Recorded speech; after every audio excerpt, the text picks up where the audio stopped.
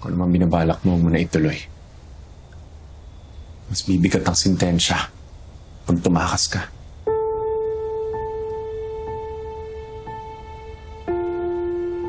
Natatakot ako, anak.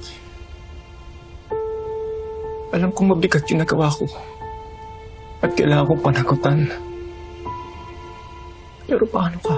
Paano kayo? Paano yung nanay mo eh? Dahil sa ginagawa niyo ito, mas pinapalala niyo yung sitwasyon. Tay, sige na naman. Sumuko ka na. Samahan kita. Punta tayo sa pulis. Lalapit tayo sa PAW para tulungan kayo. Hindi ka namin iiwanan. Pamilya tayo. Tulungan ka namin. Sige tayo. Sige na.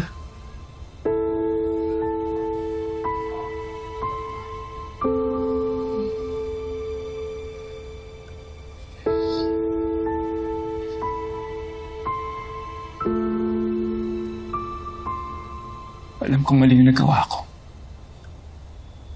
Hindi ako masamang tao. At ayokong isipin yun. Tama ka, anak.